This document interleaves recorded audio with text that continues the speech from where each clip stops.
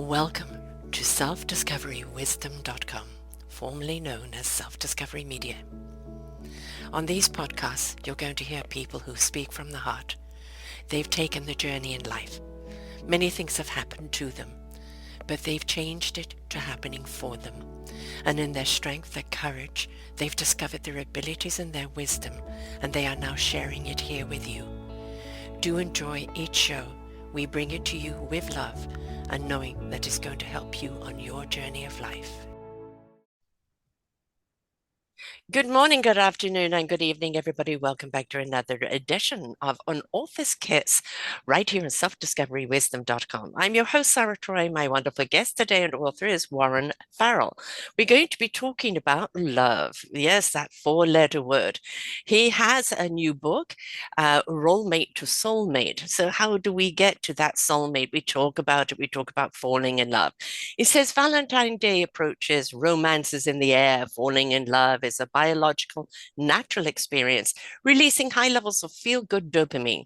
Staying in love, that's not a Cupid's job description. We mortals are left struggling with what to do after the initial love-struck euphoria fades and reality hits. No wonder so many blissful marriages end up in bitter divorces. So he's a New York best-selling author, an internationally recognized expert on couples communication. He's repeatedly observed the heartbreaking fact of many couples sustaining love is a biological, unnatural. And in his latest book, Role Mate to Soulmate, The 7 Secrets to a Lifelong Love, he reveals his solutions to breaking through our natural defenses against love, making love at last, and also has found real couples can live happily ever after if they learn how to handle personal criticism from each other without becoming defensive. Ooh, big one. Are we going to be talking about that one? He's discovered 7 core secrets to keeping the early spark of love burning strong in relationship through decades and life inevitable challenges. Yet, as he impresses on couples, sustaining love takes commitment and practice. Drawing on his own 30 years experience of teaching couples communication workshops, he can share his trusted secrets, tested practices with us, the audience. And for starters, we can discuss how to appreciate your partner's creativity, consistency, specifically. Oh, there's so much to discuss here. Welcome to the show, my dear. I'm looking so forward to talking with you, Sarah. Love, love, love, isn't it everything that we chase, right? We want to be in love and the euphoria in our hearts are shaking and we're vibrating and it's wonderful. And then comes the toilet seat hasn't been put down, the toothbrushes, and you didn't take the garbage out and, I don't like what you're wearing. And then that bickering starts. And how do you keep that love sustained? And I think reality of what love isn't just the euphoria, is it? No, no, we're biologically programmed to, sort of you see somebody attractive that you're attracted to, and you sort of feel like you have this soulmate feeling, and you have sex with them, and that was procreation, and that's what kept the species alive. Yes. And another thing that kept this people alive is that if they heard criticism, it was a potential enemy. So your biologically natural response that was functional for survival was to get up your defenses so you weren't killed by the enemy or kill the enemy before the enemy kills you. And Mm. so that was functional for survival. It's just dysfunctional for love. Yes. However, we're all the children and the grandchildren. We have the evolutionary heritage of responding to criticism in that way. And it's so subtle too, because like you were talking before about the way we handle that. So for example, somebody comes up and says, gee, could you put the dishes in the dishwasher rather than leave them in the sink? And the person who's sharing that concern doesn't see herself or himself as criticizing. Mm. That person sees themselves as making a more peaceful kitchen and making it more peaceful for us, everybody come up and have that wonderful feeling of everything is in place. But the person hearing, could you put the dishes in the dishwasher rather than the sink, is more likely to say something like, well, gee, I usually put them in the sink and you often leave them out, and I don't say anything when you leave them out. And before you know it, they're in a back and forth argument, Yes. and then both people who, so the person sharing that thinks she or he is expressing just a concern, Yeah. but the person hearing it experiences a criticism. And Mm, the natural response to that criticism is to get defensive. And after a while, your partner, having had that history of that response, starts walking on eggshells, thinking about, how could, is this the right time to say this? Is she or he in a good mood? Maybe I should save it for another time. And before you know it, they're keeping feelings to themselves and repressing their love, and that soulmate feeling that came from the initial falling in love hmm begins to be filled with a lot of things that you're afraid to talk about, which depletes your love.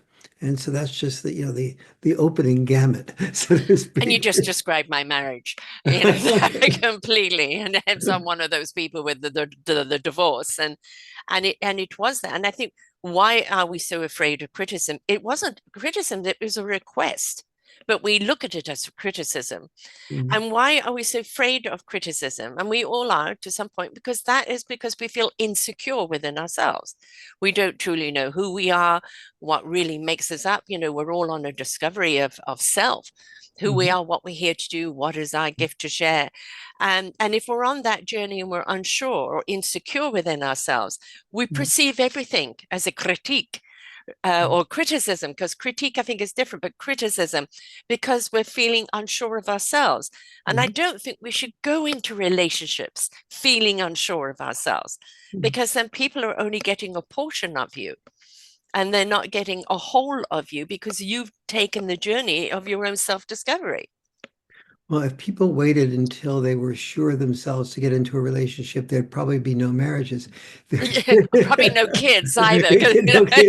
60s and 70s, yeah. Yes, and so But at but least to a point. yeah, yes, At least to a absolutely. point, you've not been all apologetic, or feeling that insecure. Yes, exactly. And there's reasons for this feeling of insecurity. So let's say a woman is criticizing a man.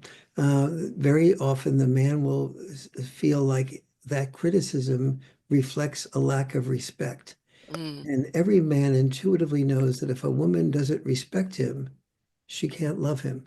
Ha ha. Mm. Women don't love people they don't respect, That's true. especially as partners. Yeah. Conversely, if the man is criticizing the woman, that she doesn't feel very protected by him. No. The criticism feels like it's destructive of her rather than constructive of her. Mm-hmm. And so the sexes, for slightly different reasons, have very difficult times hearing each other's criticism.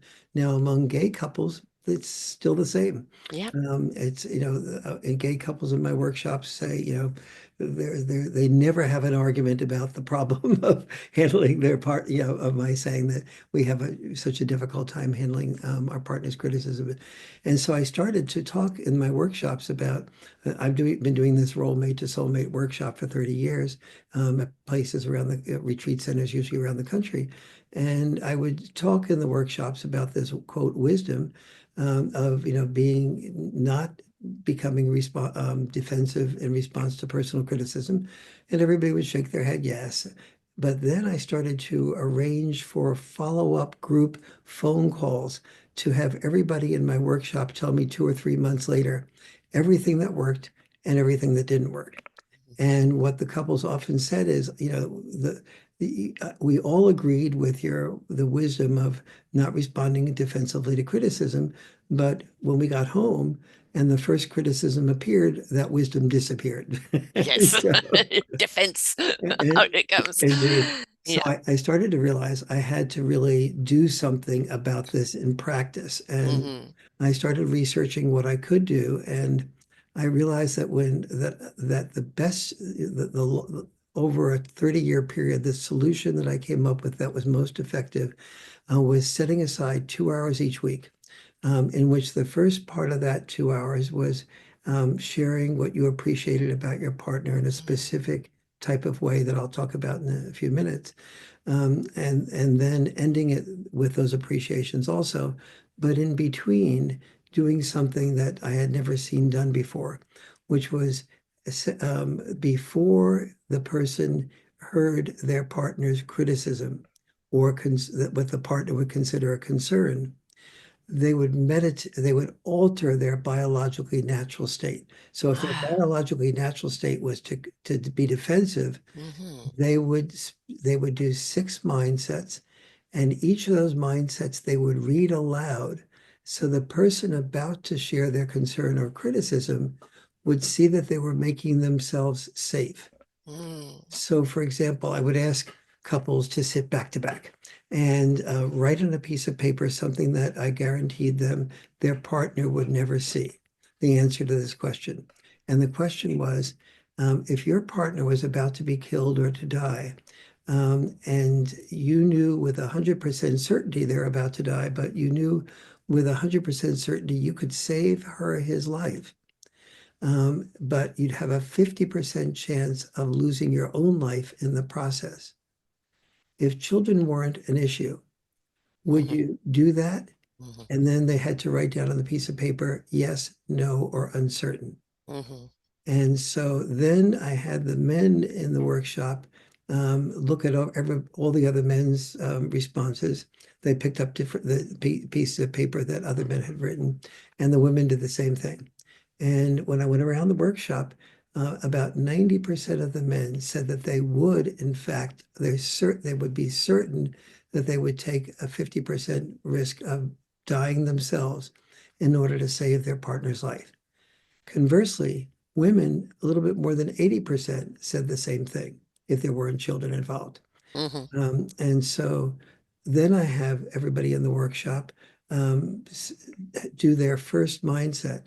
And the first mindset, well, if I'm willing to die for you, Mm-hmm. I guess the least I can do is listen to you. Yes. And And so I think that, that actually is hitting a huge chord there. Listening to each other, not listening to what you think you're hearing, mhm, but listening to truly what is being said and from where it's being said. yes, whoa, very nice from where it's being said. And yes, and so everyone, one of the things that I talk about in the workshop is that, oftentimes we don't respond positively because our partner gets angry as a sarcastic tone of voice. So one of the wisdoms that I work with is the wisdom of knowing that when that anger is vulnerability's mask. And Mm, so that so that one of the other the mindset number two that I ask people to meditate into before they hear their partner's criticism, is the mindset called the love guarantee. And the love guarantee goes like this. If, um, if I provide a safe environment for your criticism, no matter how angry you are when you say it, no matter how sarcastic you are, no matter whether you've completely, in my opinion, distorted what you're saying, the angrier you are, the more I feel you've distorted what you're saying. If I nevertheless provide a safe environment for you to nevertheless just say that, you'll feel very much more secure with me. mm, Therefore, you'll feel more loved by me. mhm, Therefore, you'll feel more love for me.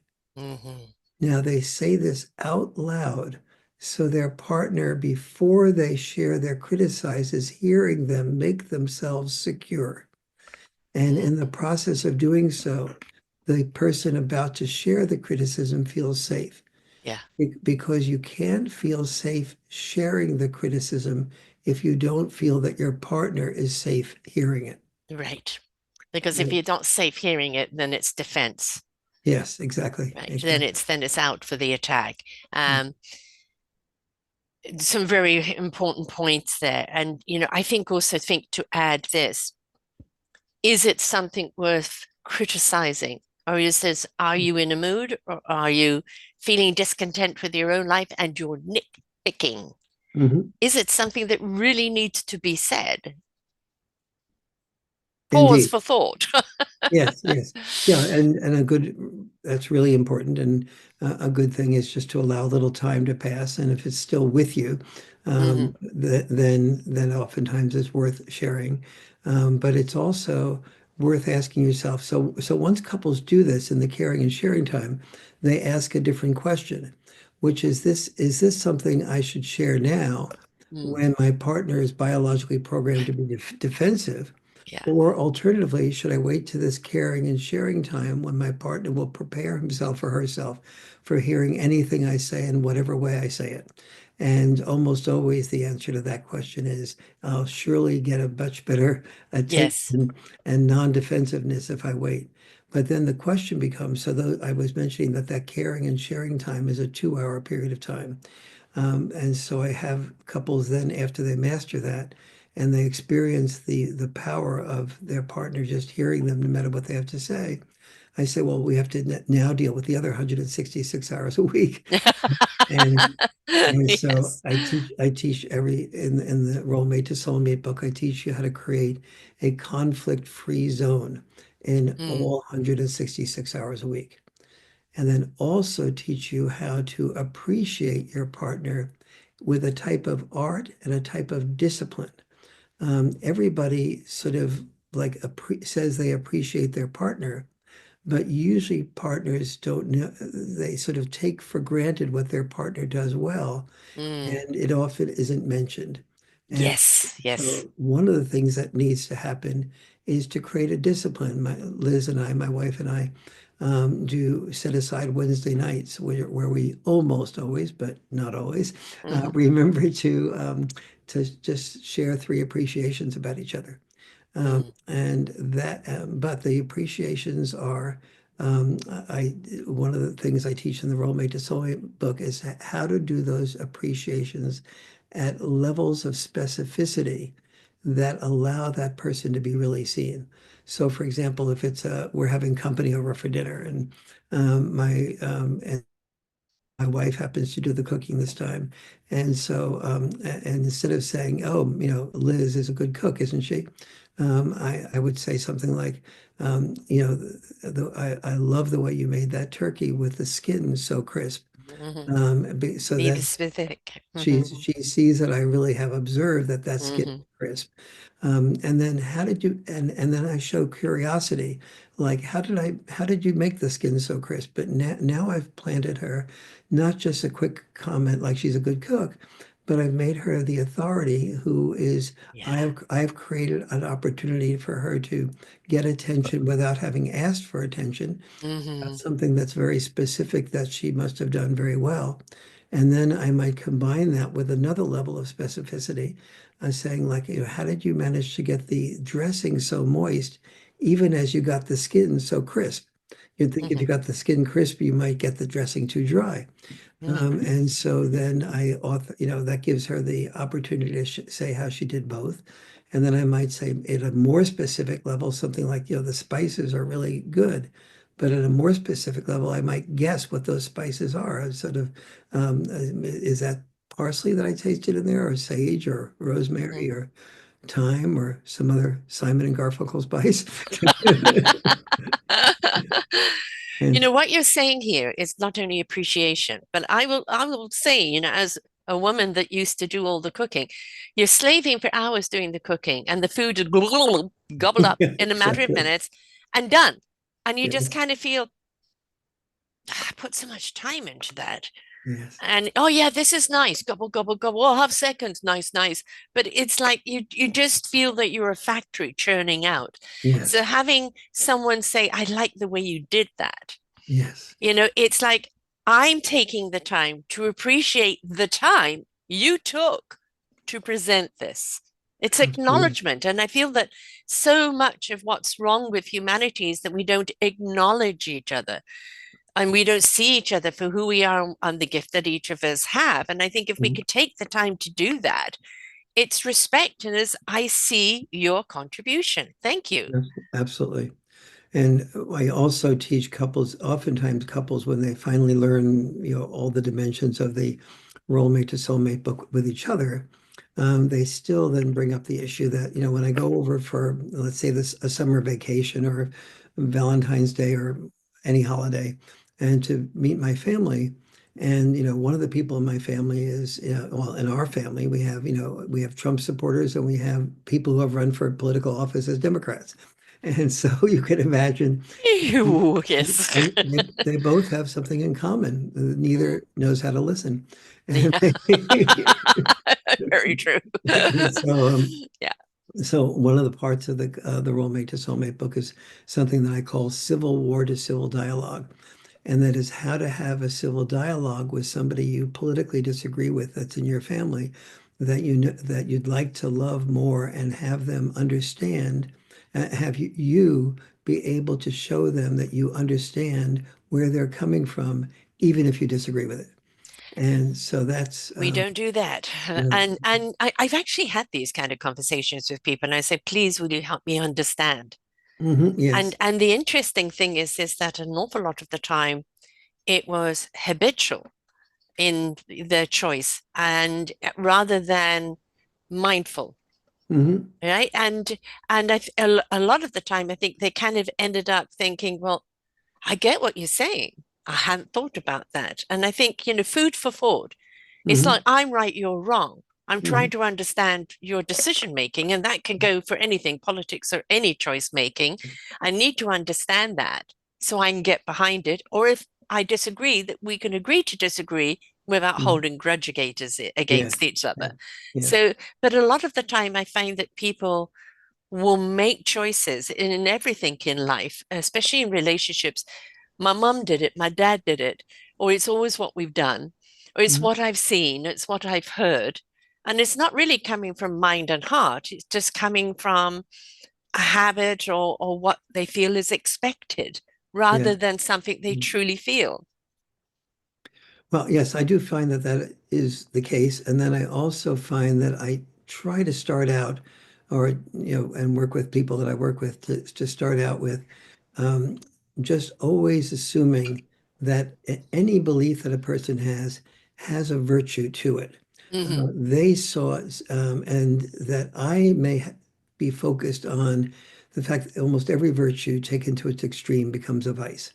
Yeah. And so DEI is maybe an example, or feminism, Hmm. sort of like, somebody, if somebody is a strong feminist, I sort of ask them, to think about what's the virtue behind this person that you may be a feminist, but you disagree with. And the virtue is, well, an example of the virtue might be that, your grandmother didn't have the opportunity to even think about becoming an Yeah. executive, and your daughter does. And, Yes. and who opened the door to that opportunity? Right. And would you want that taken away from your daughter or your wife? Would you want your grandmother didn't even learn to do team sports, Hmm. yet your daughter may be really active and enlivened and learn how to cooperate with other people from team sports. So now you're seeing the virtue of that. So it's a lot easier to, and you might be focused on the fact that, feminism is often, talking about the patriarchy and Hmm. saying that men are oppressors and women are oppressed. And you may be focused on that part of feminism that taken to its extreme becomes a vice. Yes. But at least letting this person in the family who might be a feminist know that you hear the virtue Hmm. that they advocate. And so and I also ask people who are doing this to not require that the person that they are listening to do that for them. Mm. Introduce the practice as you just want to do it for them. Yeah. Now, Not tit usually, for tat. yes, but usually when people feel very heard, Hmm. they want to give that Sure. back to the other person. Yes. Like extreme anything is out of balance because life is about that equilibrium, that Mhm. balance, keeping things in flow. Our Mhm. DNA, our blood, our oxygen, everything, our energy needs to be in flow. At any time you put a clamp on it, then that's when the detriment starts happening. And if you're an extreme thinker Mhm. or feeler, right? Because Mhm. so many people, like me, I'm a feel thoughter, not a think feeler. Mhm, right? mhm, So it's you when you go to that extreme, you can't see clarity.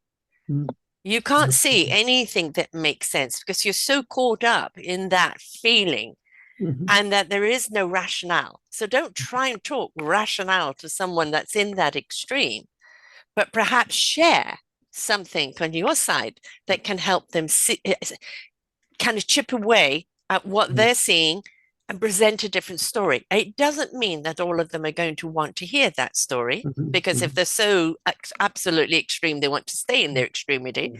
But if you can open up that door to a different point of view through a story, your mhm, story, then mhm, maybe it starts opening up, those shutters a little bit, and they start kind of coming back down into center again. When someone's been hurt in a relationship, trust goes to the other extreme. mhm, I don't trust you. I don't trust you with anything anymore. Well, they mhm. made a mistake here, and now you don't trust them all the way All over of it. here, Yes, right? So, yes. how do we deal with trust breaking? Right, when somebody's broken that trust, how and you want to trust them again, you want to forgive them, you want to give them the benefit of the doubt, obviously depending what they've done, the Mhm, extremities, right? When you feel, I don't know if I can trust again, how do you mhm. get back into that That is center? the trust is the greatest benefit of this caring and sharing time, which you set us. I have every couple set aside one 2 hour period a week. It might be like Sunday afternoon or Sunday evening, and where there's no children around, you make sure that you take care of that. It's your time. It's your Yes. time, exactly. And that 2 hours after you do the appreciations that I talked about before, and then you share just one concern.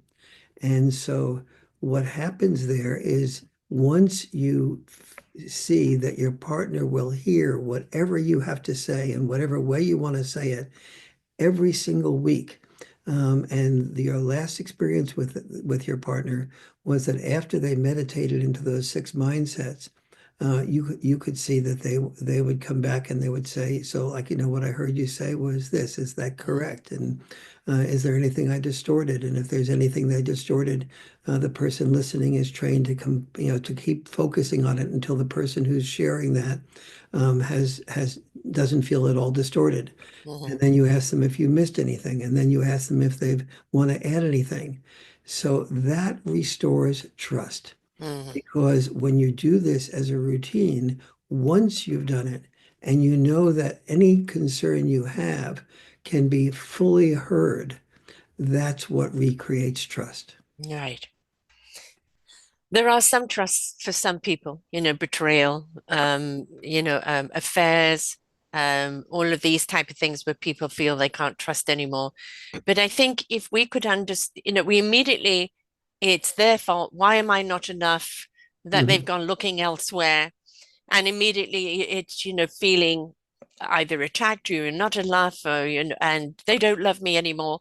But I think it's they kind of try and understand from the other side what propelled you to do it, Yes, absolutely. right? Is it a lack in our relationship, a lack in something? Mhm. But, try and understand why they made that decision. Yeah. And whether you want to forgive or not, that is your journey to take. But if you at least understand how it came Mhm. about, Mhm. don't just take it on. I'm not enough. They went looking elsewhere. Yes. Um, it's something in themselves that they're trying to fulfill that maybe you can't. Mhm. And if you can talk about it, then maybe you can fill that gap. Yeah, absolutely. And that's whenever we feel betrayed or feel like our partner has really been indifferent to us in one way or the other, the first thing that needs to happen is to be able to to know that you are being invited to get that all out of your system. Mm-hmm. One of the mistakes that many couples make is as soon as they begin to hear their partner's objection or their partner's criticism, they immediately interrupt to try to clarify, Yeah. or to argue their side of the side of it, Mm-hmm. and it leaves no one feels ready to hear somebody else's response until whatever poison is in their pitcher is completely poured out. And Mm-hmm. once that poison is completely poured out, then you have some, and you see that the person understands it, and has to spend time understanding that from top to bottom. Mhm. You know, when somebody says, I think you distorted something, oftentimes the response is, no, I didn't distort that. And so what I have my couples do is just that's to understand that that is a zero acceptable response. That is, you keep working at it until the person who shared their perspective says, I don't feel that you distorted anything, and Mhm. that I don't feel you missed anything. And then you invite them when you get a bit more advanced to add something additional, when you know how to do that well.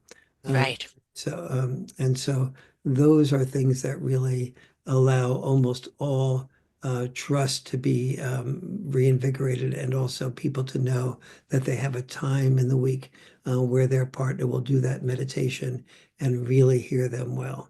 Right. I'm a big advocate for write your feelings down, Mhm, write it all out. You can spew, you can do all of that, write it out. Don't press send, right? Then read it back to yourself mhm, and go, okay, am I just being overreactionary here? Or is this really what I'm trying to say? And then mhm, what is it I'm really trying to say? And then rewrite it. I mhm, did find with my relationship, he couldn't hear me, but I could. I learned to give him a letter mhm, after it had been written a few times, mhm, of how I feel or what the problem was. And I would say, I don't want a response until you're ready, mhm, and let him digest it. And then there'll be a short window of time where we would address it. It didn't mean that it resolved, but mhm, I knew that he couldn't hear me. But by reading it, he could have his reaction, mhm. digest it, and then maybe come to the table where we could talk about it. Absolutely. Very, very good approach.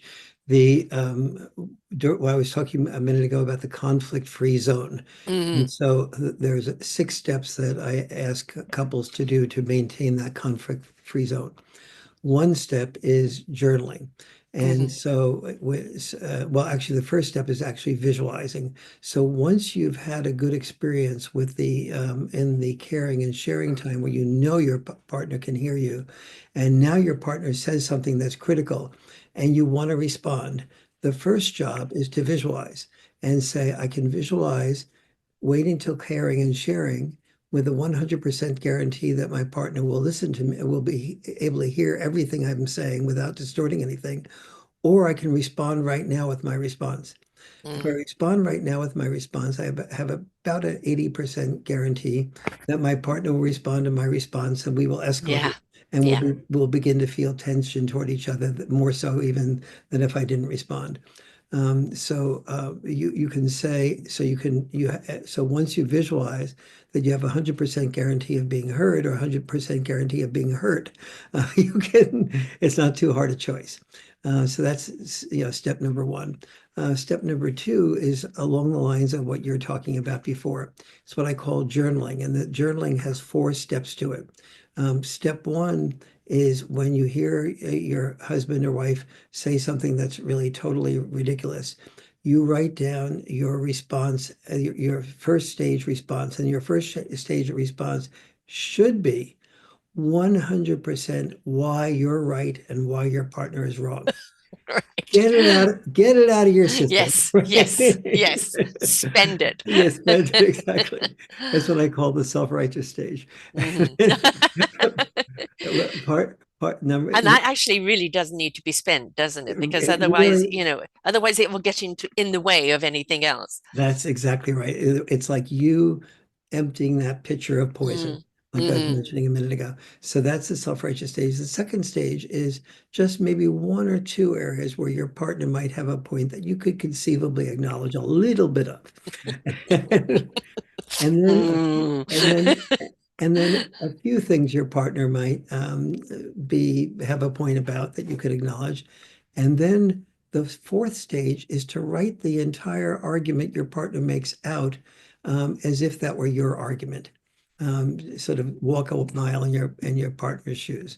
And so that's one thing. Another stage that I love that is so, couples that people that know me know how sort of oriented toward integrity I am. And one of the stages though is something that I call fake it till you make it. Hmm. And so if you're having tension between the two of you and you are not feeling at all like anything positive about your partner, but you go out and you buy flowers for your partner anyway, and Mm, you decide that you're going to give those flowers to your partner, not as a way of saying I'm wrong, but just a way of saying I love you. So mm, you're looking over the flowers. What type of flowers does my partner like? You're selecting them out. And as you're doing that, you're thinking in your mind, oh, she or he will appreciate this. yes, And so you're now having a vision of your partner's angst toward you being less, and her or him being reminded of the love that you feel for them, and letting and seeing that they went out of their way to let you know that right. they care for That and love you. that love is more important. I want to resolve this. Yes, Now, yes. we know that hugs, holding each other, especially heart to heart, being in each other's arms releases a whole load of dopamine. It Mhm, is, I think, Charlotte Diamond used to say 4 hugs a day. That's the mhm, minimum. And I think, everybody should have that every day. Even, I won't say just go up and hug a stranger, but, we mhm. need to bring back hugs Yes. because that hug of just arms around you, physicality does release a dopamine. And I feel that if you can get without the angst into your partner's arms and just say, for a moment, we're going to forget anything, Mhm. just hug, Yes. that chemistry within your body can change your perception of the argument. Absolutely. And a similar thing to that is I have every couple choose their most energizing music and then also their most romantic music, Mm, and exchange that with each other and program that into the Sonos or whatever system you use. And if something is sort of negative that's happening, and it's not too negative, just doing a high energy music with yeah. that playing throughout the house sort of moves your partner around Yeah. and gets them moving, and then follow that with a romantic piece where you move into that hug that you were talking about in a sort of a way that uses the magic of music to both energize us and then reconnect us afterwards. And one of the songs I like is John Legend's song about that goes with that includes in that song the phrase "your perfect imperfections." Mm, And so just sort of like it's a wonderful song that after you're sort of a little bit disconnected, and then you're realizing that that what you married here, what you engaged your a good part of your life with here is someone that yes has imperfections, but the whole package mhm. is sort of in a sense a package of perfect imperfections that you both have. Yeah, And it's an ultimate love song, actually, that John yes. Lennon one, absolutely.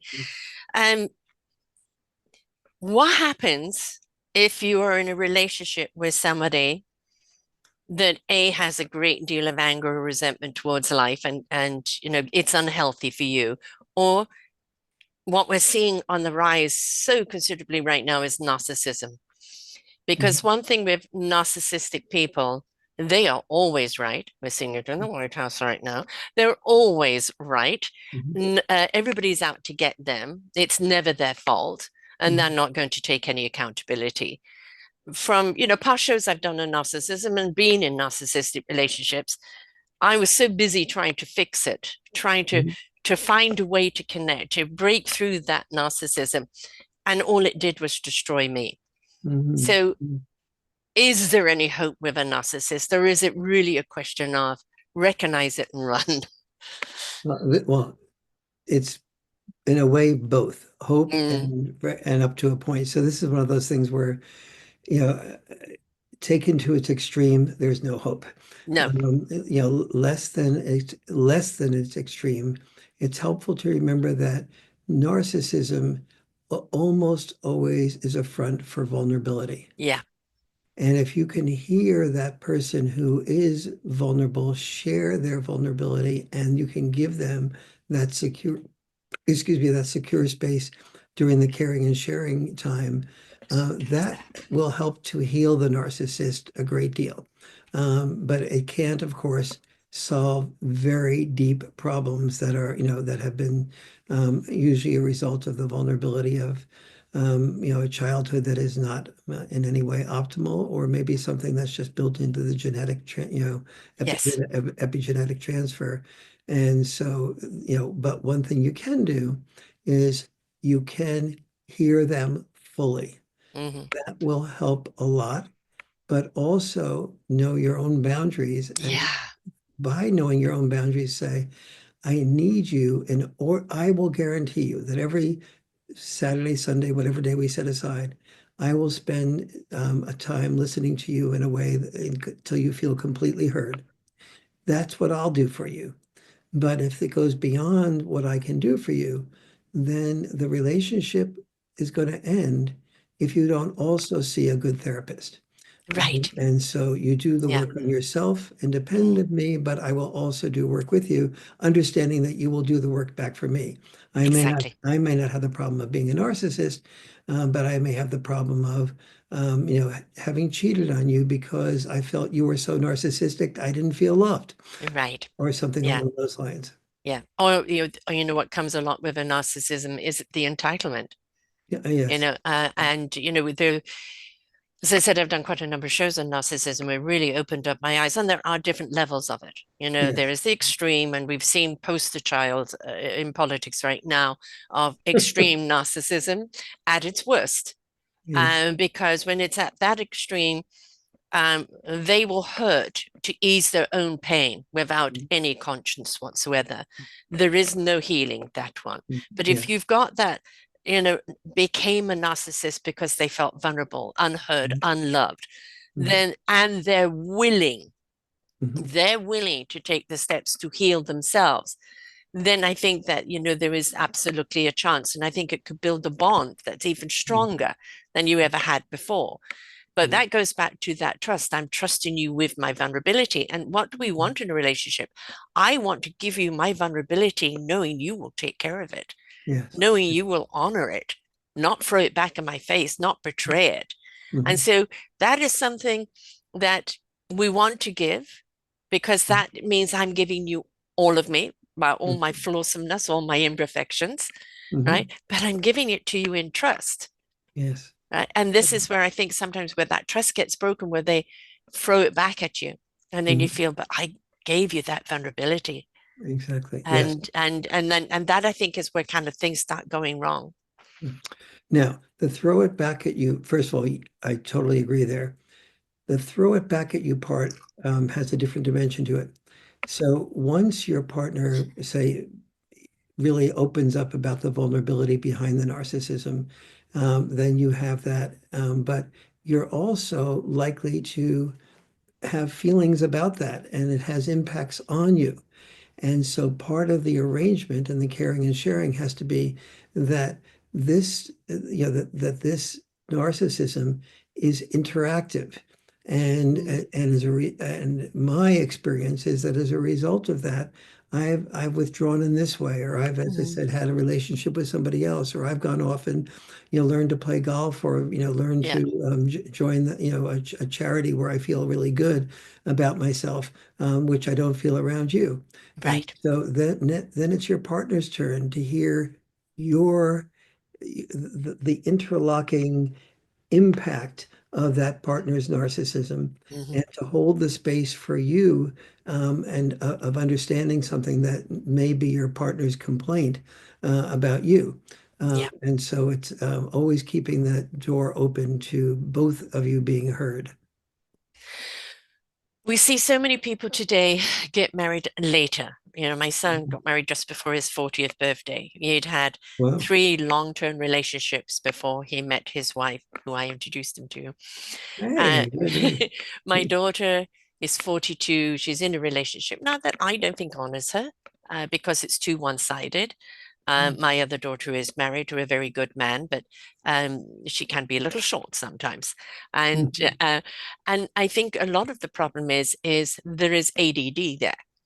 Mhm. And I think that changes the because I have it too. And I think it changes the relationship in a way that certain actions and certain things can be misunderstood.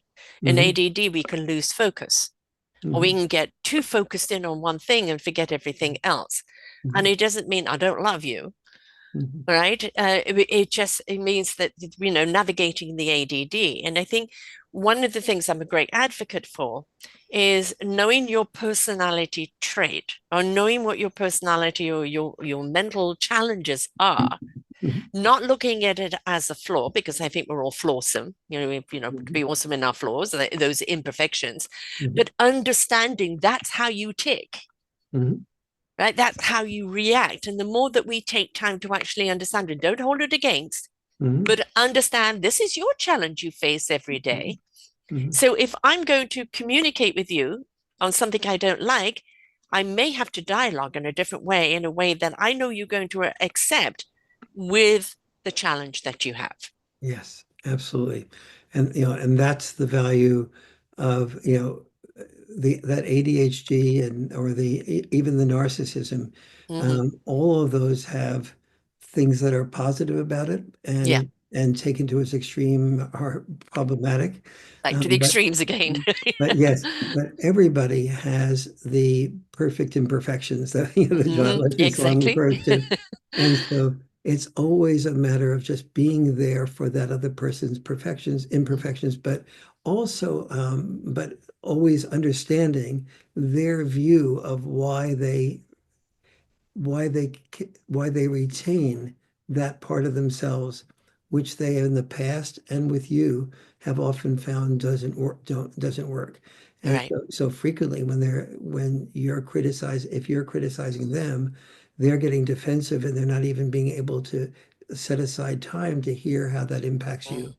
And so when that narcissist or when that ADHD person here provides that same safety for your perspective, your response to what they've been saying, that's when they begin to understand that, oh, here's the impact that has on you. Here's Mm. why you behave that way toward me that I consider a lack of love.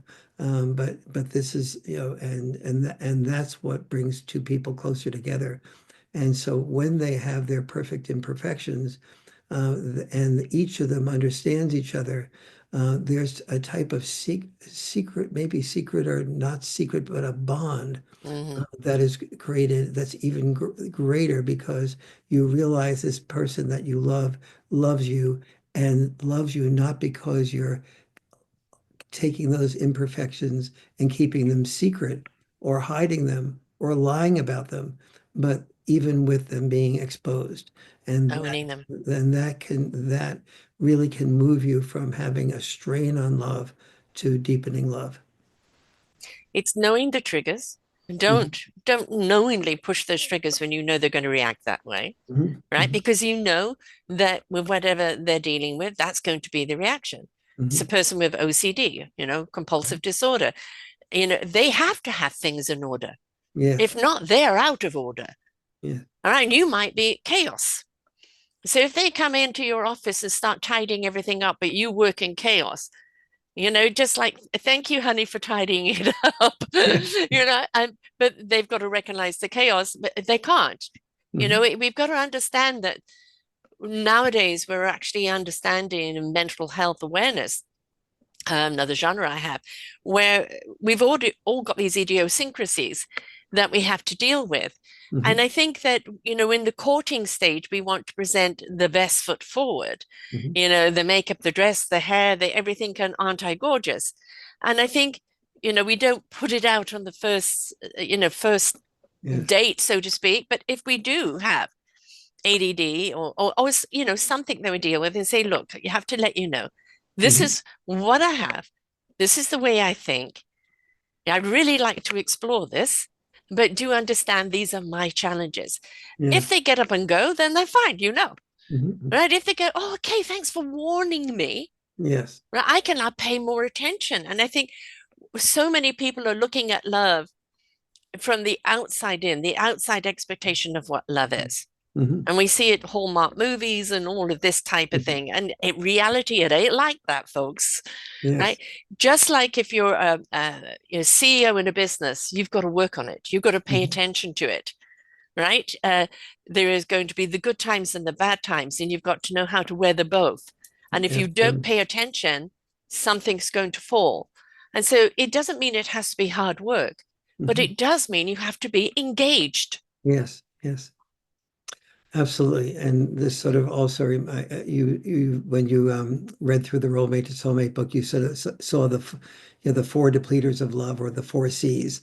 And one of them is criticisms that we've already talked about, and another one is complaining, and Mm, another one is complacency. And yes. complacency is a fascinating one because it's more Mm, complex than most, because we know when you first when you have your first date, you sort of make sure all the makeup is just right, or the beard is trimmed. You don't leave your beard 4 days, growing, and the mustache sort clean, of clean shirt. Yeah. exactly right.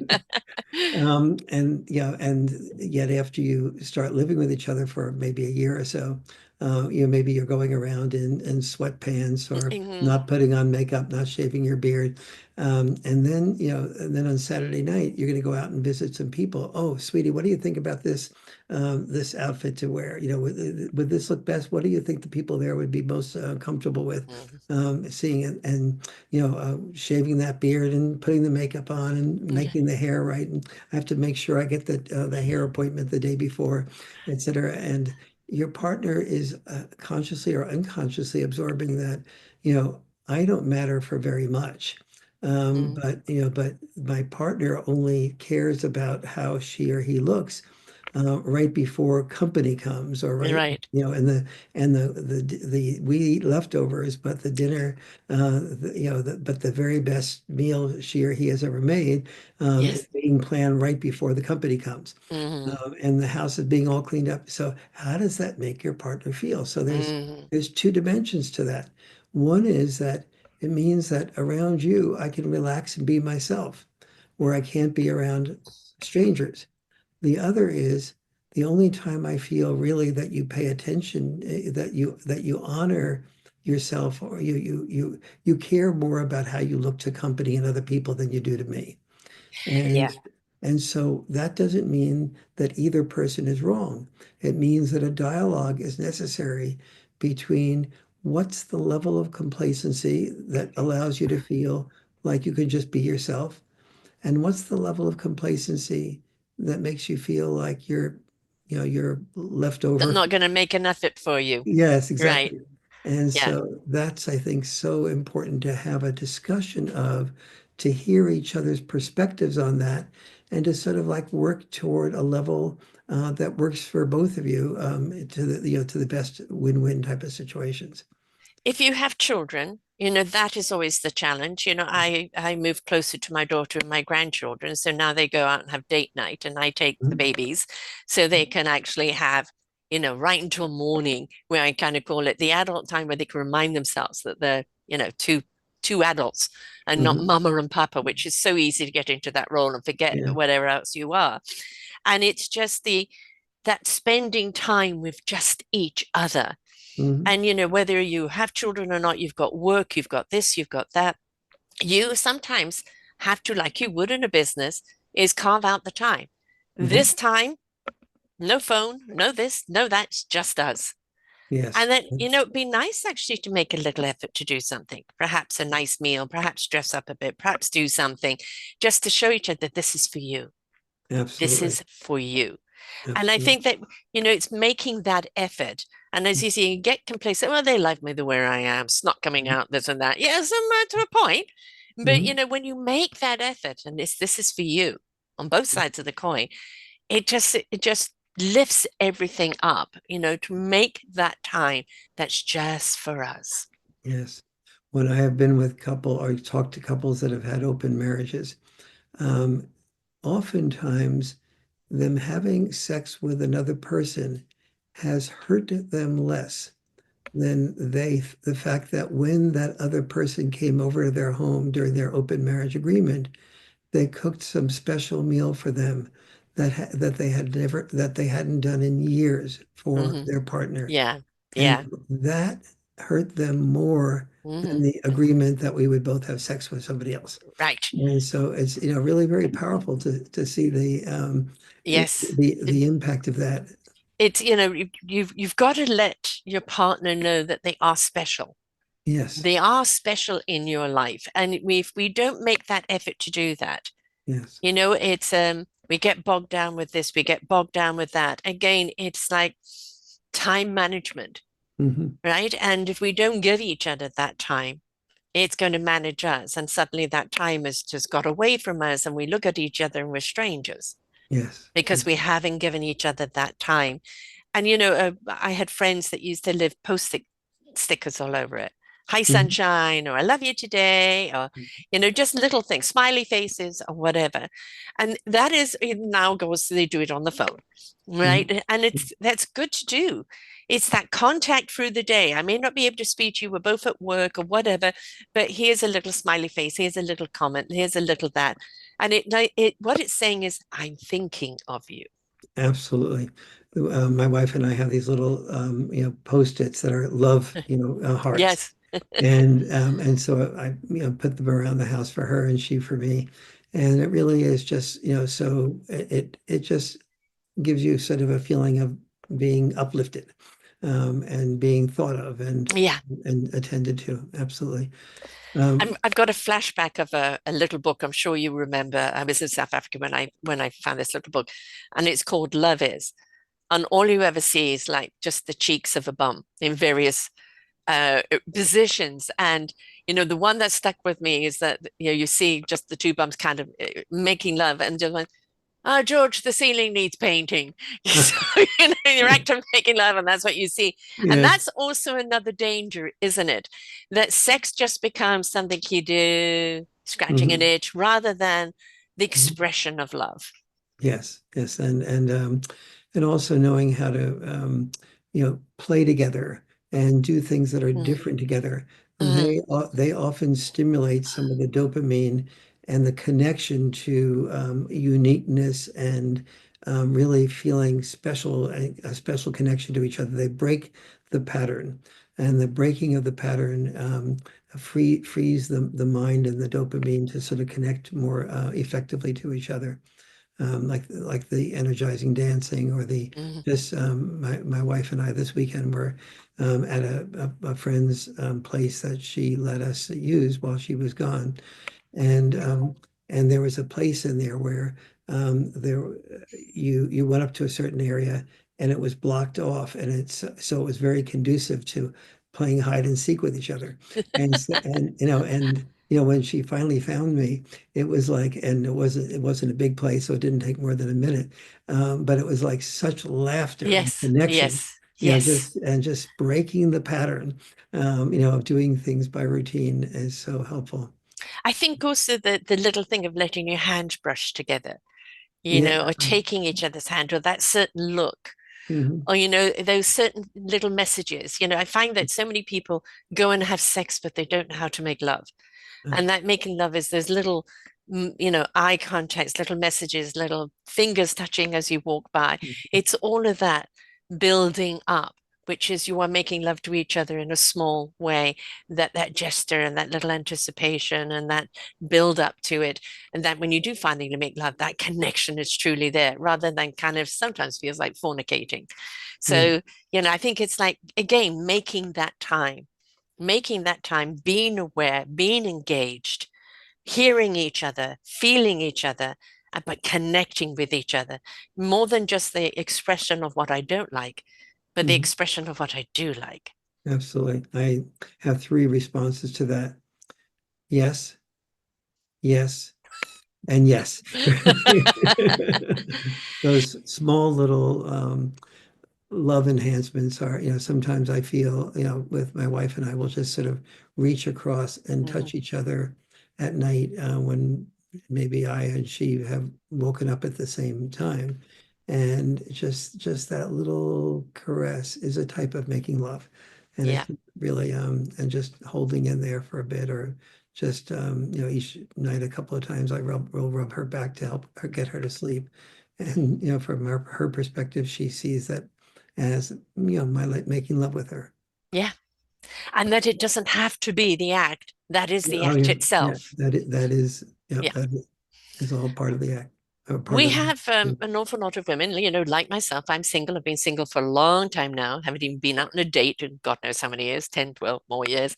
And a lot of it's like that because, for me, I found that because I'm a kind of very central person in the sense I love life and I exude life and I embrace life, it is perceived as sexual and that's what you want, which Mhm, is for me, no, that's not the end game. The end game is that connection, that communication, that mhm, zest of love of life, of mhm, experiencing it together. Um, and so there's so many people that are, 40s, 50s up. I'm 70, so it's a different age group altogether. But it's so hard to kind of meet people that aren't of that mindset. It's all about the sex mhm, and understanding, again, the lovemaking in companionship, in mhm. connectiveness. And we see so many people that are single today, even in the younger generation, right? Because they just feel I just don't know what love is, or I don't know how to trust it, or I don't know what's expected of me. Yes, yes. And I think a lot of people are lost with it right now. I very much agree with you. And one of the, some person that just read the Role Made to Soulmate book that was young. Said, I know that probably a lot of people, pick up Role Made to Soulmate when they're older, but I want to make sure I can master these things now, so I don't Yes. end up having a child and then having a divorce with the Yeah, person I had a child with. And, why not learn this at the beginning of my life, exactly. rather than at the end? It's really, one of the things I want to do is encourage schools to bring communication skills into first, second, third grade, so we can begin to know how to work with each other and communicate and hear each other, early in our life, and it becomes part of our natural growing up. Rather than, I think I would benefit more from communication training than calculus. I 100 million% agree with you. I think that an awful lot of the discord in the world, the wars, the even the opulence and the greed is everybody is hungry for something that they're chasing on the outside, and they don't realize they've got to find it on that inside so they can articulate what it is they want and who they really are and make those connections. And if we're not encouraging it in our children or we're not teaching them how, then they fall into this horrible system, societal system. You've got to be rich, you've got to be thin, you've got to be popular, you've got to have a lot of followers, you've got to be Mhm. this, you've got to be that, and everything that they're probably not. And then they feel lack, lack, lack. Nobody's going to love me. I'm not worthy of anything. Or this is what accepts me, but how come it doesn't feel like it's fulfilling me? Where is the love?